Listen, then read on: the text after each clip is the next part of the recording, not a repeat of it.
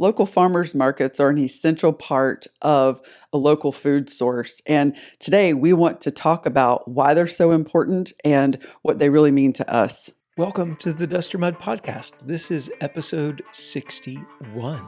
After 25 years of being in the Air Force, Rich was a fighter pilot. We decided to give up the Department of Defense and move to the Ozarks and start a first-generation regenerative farm. We grow beef, lamb, pork, chicken, and some eggs and milk. And part of our mission about good food is this podcast, and we like to talk about it. So let's talk about some food again, but in a different kind of way. Yeah, right? Yeah, it is a busy time of year for farmers across this country right now because they're gearing up. Yeah, farmers market season is here. Right. We spent the day last Saturday setting up for a new market for us. Right. Yeah, this year we are attending and happy to be doing it, the Forsyth right near Branson farmers markets. We will have an inside booth, and we had not set up an inside booth before, so it was a fun and different kind of challenge for us. In fact, come along with us. Let's go check it out. Okay, let me look at this real quick while they're watching that. You know you don't have to fill this space, right? Oh, giving you guys an opportunity to watch that right now while I go over my notes. So help me God if you use that. Oh, that's got to go in. Today is a really exciting day because we are here at the Forsyth Farmers Market to set up our inside booth. Farmers markets are a great way to get local food into the hands of your local residents. Absolutely. We're really excited about this market. We're able to set up the booth once, and it stays set up because it's an inside booth. We wanted to show you guys, just give you an idea of how we were going to set things up. So come along, let's go get this thing set up. According to the USDA, there are about 8,700 farmers markets across this country. Yeah, that's true. That's a lot of food grown by farmers that goes direct to consumers. Yeah, it's seen a 7% increase in market numbers since 2013. Wow. And actually the numbers between 2020 and 2022 jumped up quite a bit. So it is definitely growing. That the idea of fresh from your farmer, I believe, I think it has a lot to do with some of the craziness that went on in 2020 with just the food, the transportation system. The supply chain was a little... Supply chain, it looked really fragile in 2020. It did look and that way. as the supply chains get fragile, local becomes way more important. And we believe that having a relationship with a local farmer is really important. It became important to us, but I got to be honest, it wasn't until 4 or 5 years ago that I even would consider really shopping at a farmer's market. We were in the military. I shopped at the commissary, got all of our food from the big food supply chain. And I didn't understand why people wanted to shop at a farmer's market. Of course, we visited some novelty markets when we lived in the UK, and we would go to the market, but seriously, it was novelty. We didn't go there to get our groceries. But it wasn't for them. It wasn't. That's where they would go get their groceries. Yeah. And they have a lot of amazing farmers and wonderful produce, especially grown in the UK. And their farmers markets are phenomenal. But I didn't really get it until 2020. And that local source became almost a necessity because you couldn't get it any other way.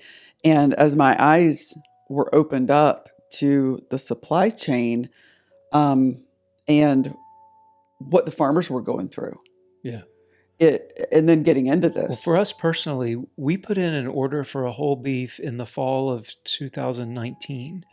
And we went and picked up that whole beef from the processor in February of 2020, about 2 weeks before the nation shut down. Yeah. And the having an entire, like the whole thing beef in the freezer, when that happened, it was just a complete and total eye-opening experience, a total mind shift for us. Right. So when that happened, my mind was changed, and we wanted to become part of a local food resource, and ultimately to become a resource of quality premium local food that people could get their hands on. And so we started growing it. So last Saturday when we were setting up, one of the things that really we're passionate about is not just growing the food really, really well, but presenting it in a good way, and in a way that people feel comfortable buying meat from someone at a farmer's market. You need to present that in a way that it's appetizing, that it's appealing, that's where they see you. That's where you see us. So we want to make sure that it looks professional. There's not an inherent trust, right? Like you have to build that. And in our opinion, looking professional is like the foundation or step one of building trust with that customer base, because it's just the two of us, right? It's not associated with some big market chain. It's just us standing there, and we're presenting meat for someone to feed their family. So you have to very, very quickly build trust. And so one of the things we'd like to show you today is come check out the booth that we set up last Saturday and the way that we tried to make the booth look professional. We're about halfway through setting up our booth here. We're going to go with a black and white theme. We've got the freezer in the back. We have our tablecloths on. And now we're going to set up how we want the different signage and stuff like that going. This is our display freezer that we put some beef and chicken and pork chops and such in there so that our potential customers can see exactly what we have to offer and what it looks like. One of the challenges of selling meat is that it has to stay in that freezer back there, and we need the customers to be able to see what we have to offer. So between signage and a display freezer, I think that we'll be able to show them exactly what we've got. Shelly's getting our signs fixed up. We bought the signs from the last folks that used this spot, and we're getting them all changed over to our information. This is what we've got so far. Well, we have completed our project today. We're all set up here at the Forsyth Farmers Market and ready for new customers. Let's take a final look.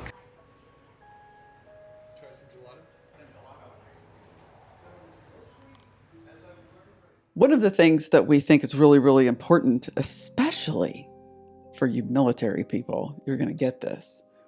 We got to have a uniform. I mean, it's just the way he's geared, and for all intents and purposes, so am I. And it's just easier that way. I love to know what I'm putting on and how to get dressed. And if I don't have to think about it, it's just one less thing. So one of the things that we do is dress like. Yeah, we want to look the part also. And in that, I don't mean that we put on a suit and tie so that we look like business folks, but we also don't show up all grungy from farm chores. Like we have khaki pants and a printed farm shirt and our logo on hats. Like it's we want folks, when we present ourselves, we want people to say, oh, they look the part. They look professional. They care. They care. If they cared enough to put on good clothes to come and sell me the meat, perhaps that transfers over into they care about what they're growing and how it's been packaged and how it's been cared for, because there are a lot of details from the time that a baby chick grows up or shows up on the farm to the time that it's in your freezer. Yeah. There's a lot of things that happen there. And in seconds, I need somebody to look at us, to look at the booth and say, I trust you. Right. Like, how do you gain that trust, like, in seconds? Yeah. And so that's the goal of the presentation at the market and trying to achieve that. Whether we do or not, I don't know. People do buy the stuff. So we're hoping so. But it seems to be translating. Yeah. And the care that we take in the product from the time that it's either born or arrives on the farm, all the way through placing it in front of the person at the market table, like that care, if they don't trust you and won't buy that product, all of that care is just sort of wasted. Yeah, what's the point? What's the point? Yeah. And like we do care a lot about our products. Start with, say, our beef. We raise grass only beef, meaning that call it grass-fed, grass-finished, call it whatever you want. They eat grass and hay, and that product, we are making it just as clean and as pure as we can. We're able to then take the professional look and then talk about this product. Right. And have that person listening to you about that product rather than wondering what's going on behind the scenes. I don't want you to have to think about how this was raised. I want you to just go ahead and make that assumption that this is top notch. Right. Just based on what you see right there at the counter. So if you stand there longer than about 5 seconds, you're going to hear about You're going to hear all about it. Because That's right. One of the things that we love doing is talking to folks at the market about what we're doing. And it's, I would say, probably the second market that we ever did.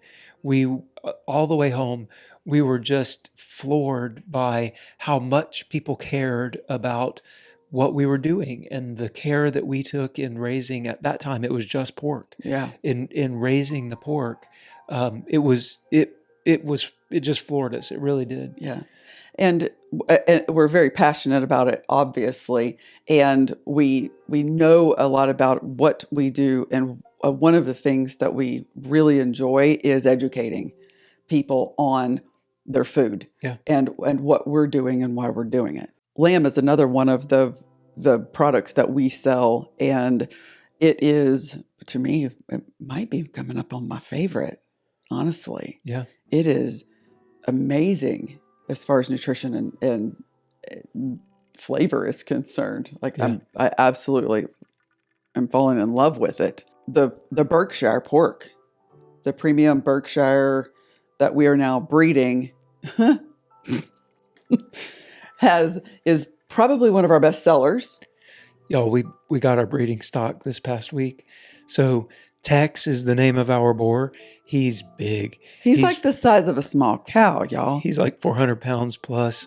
And it's a little intimidating. Thank goodness he's nice. He's got huge tusks. Yeah, he does. But he's a really calm, nice guy. But we've got breeding stock on the farm now, registered pure Berkshires, bred for their meat quality, not their show quality. It's not about that on a farm. It's about their meat quality. And these guys, they're long-bodied, so you get more bacon than on a short-bodied pig. Who doesn't want more bacon? Right? Seriously. So the people that say, how do I get more bacon? Grow long-bodied pigs. Long-bodied pigs, That's right. Which is what we've got. And they're a heritage breed, and they have wonderful intermuscular fat or intermuscular marbling, which enhances the flavor and the moisture and the tenderness. Yeah, they're one of only 4 pork breeds that will do the intermuscular marbling, and it really does add to the flavor profile. And they're fed all GMO-free food from our local feed mill. And we didn't mention the lambs. Our lambs, as they're growing out, they're raised their whole life on our pastures, and then they get a little bit, just as a supplement, of non-GMO or GMO-free food from our local feed mill also. And we grow chickens. We will have chicken there. We have whole chickens, and we will have some cut up chickens, because not everybody wants to cook a whole chicken, as it turns out. Some people just like a breast, or maybe a leg and thigh quarter. I'm a leg and thigh quarter kind of girl, y'all. It's where the flavor's at. Right. Seriously. Yeah.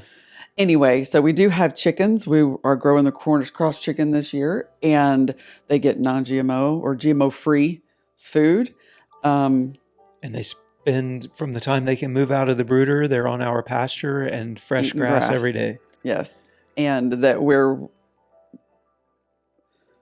I've turned into a chicken snob, as it turns out. Oh, yeah.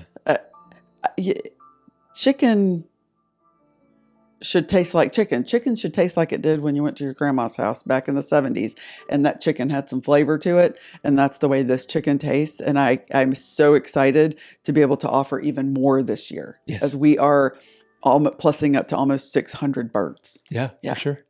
And then we sell eggs also. And same thing, we chose the breed of egg layers for their production and their ability to forage. So they stay on our pastures also. And they get fed you guessed it, GMO-free feed from our local feed mill. So that's what we're growing here at Air to Ground Farms. And we will have all of those products, the cuts, all the cuts that you can mostly imagine, available at the Forsyth Farmers Market come this Saturday. Yeah. Now, So back to the local markets. okay. The importance behind local farmers markets, the importance behind the local economy. One of the things that I didn't realize about the local farmers market is that local economy back in the day. There are ways that we can keep our dollars in our communities, and that is by shopping local. And the local farmers market, when you buy tomatoes or when you buy chicken or when you buy whatever it is that you're buying from a farmer, the thing that you're doing is you're taking your dollar, you're giving it to a local person, and then they are growing food locally, and it's not exiting your county or your state and going to a corporation. Or your country. Or your country, for that matter. And it's staying right there within your community. And one of the things that we do is we shop local as we can, especially when it comes to the farm stuff. All of our feed is locally sourced. Our non-GMO feed they source their grains as local as they possibly can to shorten the supply chain as much as they can. Yep. Another thing about the farmer's market is you get to meet your farmer.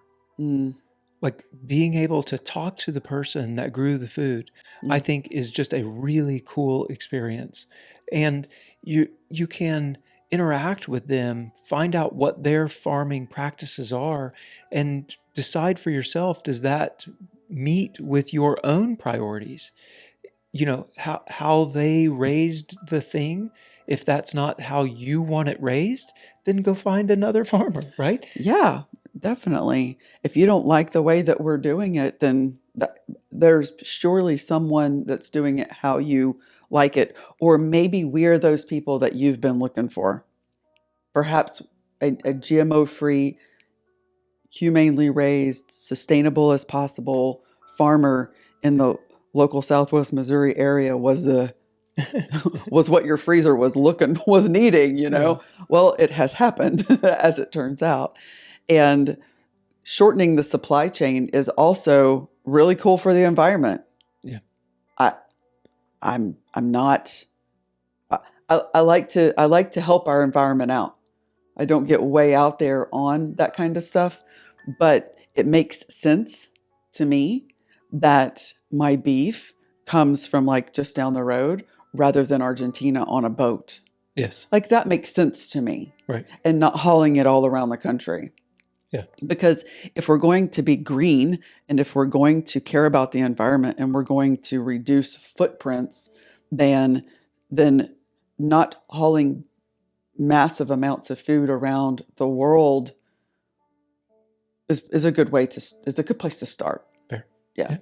And finding a farmer's market and finding a farm local to you is a great way to be, quote, green. I use air quotes if you're listening to this. Right. One of the things that you were mentioning just a few minutes ago was talking to people at the farmer's market. And that is one of our greatest joys. And the reason is because we now have people in our lives that we consider family. Yeah, they're our food family. They're our food family. And we all refer to it as that. And the way that relationship was built was it started at a farmer's market. We got to talking. We aligned with what we were talking about with food culture. Right. And the next thing you know, they're part of your family. Yep. And that's how we view our customers here is you become part of our family. And we want to make sure that you're taken care of. Sure. Absolutely. And I have a feeling we're not the only farmers in the country/world who feel that way. No. Farmers are passionate about the food that they put out there for people. Yep. And we get really good feedback on the product. Yes, we do. The folks like that. That's important also to have that feedback loop.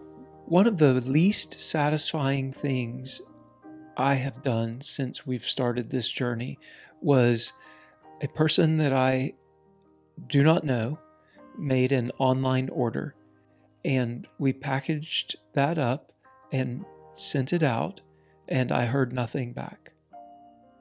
And that is probably the least satisfying thing I've done. We made a sale. Yes, and it was a good sale. But there was nothing. Like there was that interaction. It was Amazon. Yeah. It felt like Amazon. You make the order, they send you the stuff. Right. The end. And both of us were like, oh gosh. I'm not sure I like that. I don't like that. That interaction, that feedback to the farmer is also really important.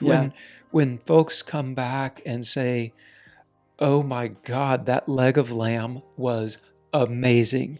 I have a birthday coming up. Do you have any more of that?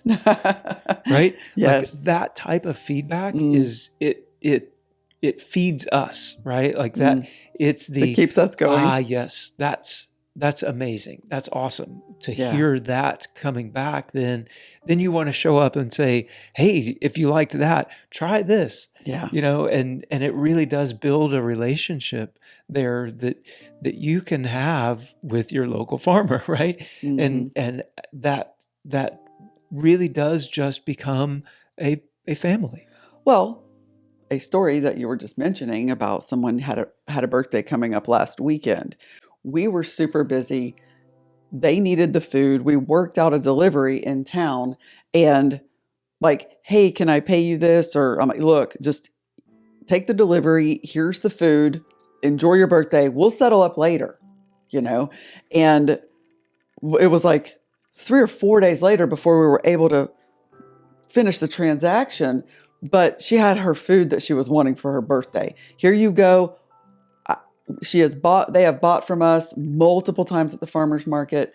Dude, if you're going to trust me to grow your food, I can trust you. You'll pay me later. You'll be all right. Just go eat your wonderful birthday dinner. Yeah, and I hope you enjoyed it. I know. Yeah, for sure. Anyway, so there are stories like that. And that connection is what really, to wrap this up a little bit, that connection is what makes your local farmers market just a joy to attend and to build the relationships and get some of the best local food that you possibly can. So I have an announcement to make. Uh-oh. No, it's a good one. Oh, So as of right now, we're ticking. And I think today we're about to go over 5,000 subscribers wow. on this little YouTube channel. Crazy. This community is growing, and we are super excited about it. Yeah. Yeah.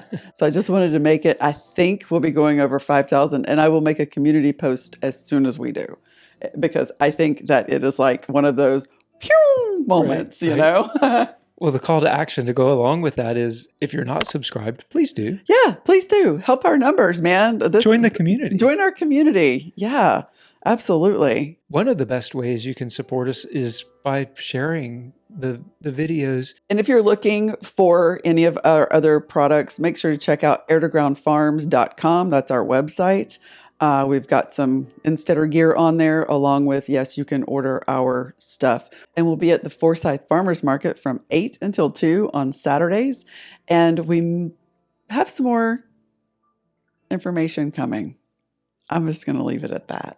Tease. Tease. And until next time, bye, y'all. Bye, y'all.